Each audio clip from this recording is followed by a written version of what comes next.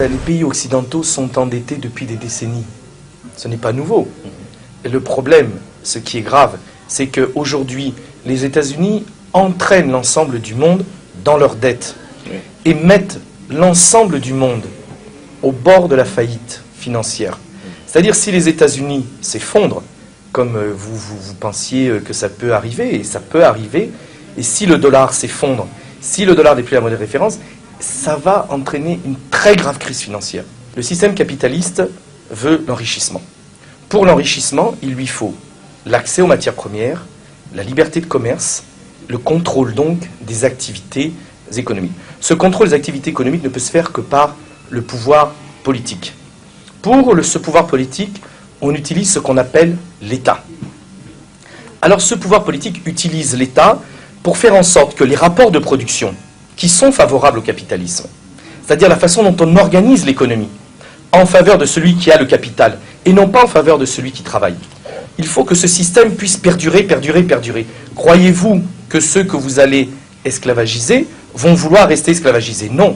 Donc vous devez utiliser des systèmes pour que les rapports de production se reproduisent. C'est ce qu'on appelle la reproduction des rapports de production. Et qu'est-ce que fait le capitalisme? Eh bien, le capitalisme utilise deux choses. L'État, dans son aspect répressif, ce qu'on appelle l'appareil répressif d'État.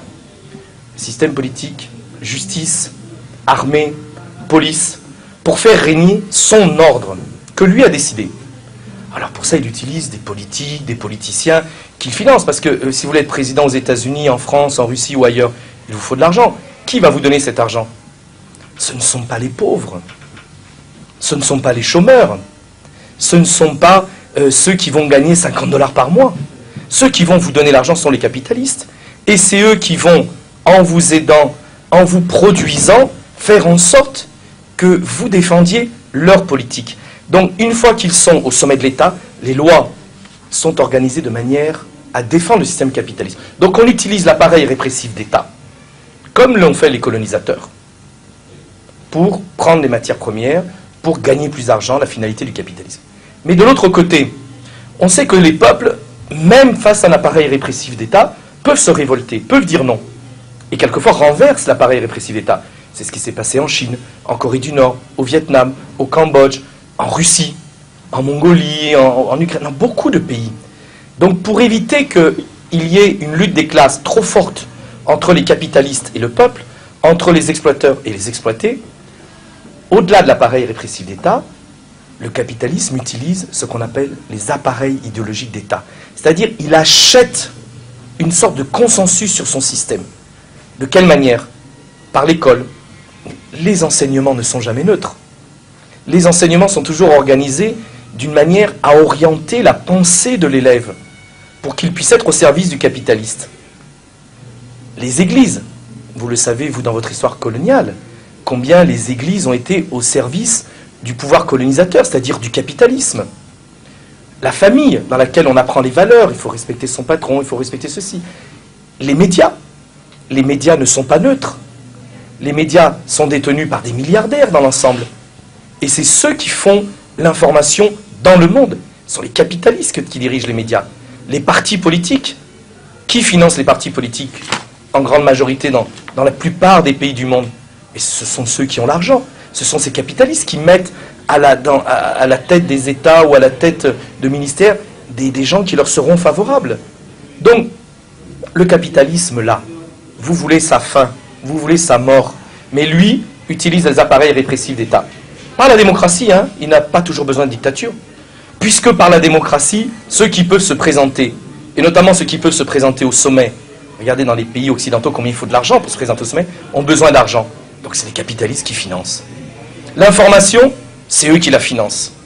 Les programmes d'école, c'est l'État avec ceux qu'ils ont mis en place. En détournant les réalités, en ne disant pas la vérité, en utilisant l'école, les églises, etc., eh bien les peuples doivent aller à l'intérieur des églises, à l'intérieur de l'école, à l'intérieur des partis politiques, à l'intérieur des syndicats, à l'intérieur des médias, pour eux dire non, nous ne voulons pas de ce capitalisme. Nous voulons d'un monde qui nous soit plus favorable et plus juste. Et ne pas accepter cette idéologie-là. Il y a deux éléments. Premièrement, dans la plupart des pays d'Afrique, il n'existe pas de vraie bourgeoisie nationale. il n'existe pas de vrais capitalistes. C'est-à-dire, vous n'allez pas à la table pour aller discuter des grandes décisions du monde. Où sont les grands capitalistes africains qui viennent discuter à Davos chaque année? Le temple du capitalisme, ce grand congrès du capitalisme mondial à Davos. Quels sont les capitalistes africains? Il n'y en a pas. Pourquoi? Parce qu'il n'y a pas de vraie bourgeoisie nationale. Tant qu'il n'y a pas de bourgeoisie nationale dans les pays africains, le problème de l'Afrique, c'est que la lutte des classes n'existe pas. C'est-à-dire, les églises sont plus du côté en général des pouvoirs, ou dans la collection de pasteurs qui viennent chercher des belles Mercedes, des belles voitures, etc., qui font beaucoup d'argent. Dans les écoles, on a encore des programmes quasiment du temps colonial, ou des systèmes éducatifs qui datent du temps colonial.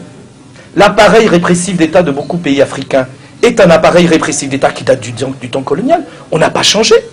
On n'a pas changé les fonctions de cet État. Dans beaucoup d'États africains, au niveau des médias, la plupart des médias vont chercher leurs dépêches où? Reuters, AFP, Associated Press, c'est-à-dire dans les agences occidentales qui distillent leur information et qui sont toutes des agences au service du capitalisme occidental. Donc, tant que les Africains eux-mêmes, partout, syndicats, partis politiques, médias, écoles, familles, églises, ne sauront pas déterminer leurs agendas, leurs volontés, ce qu'ils veulent face à ce capitalisme, ça, et établir un rapport de force. Et tant que dans le même temps, ils ne pourront pas s'appuyer sur leurs capitalistes à eux, qui vont défendre aussi leurs intérêts. Parce que toi, Freddy, si demain tu deviens grand patron de groupe de presse, et que tu pèses 1 milliard, et que tu es présent dans 20 pays africains, et que tu comptes, on t'écoutera. Mais aujourd'hui, est-ce qu'on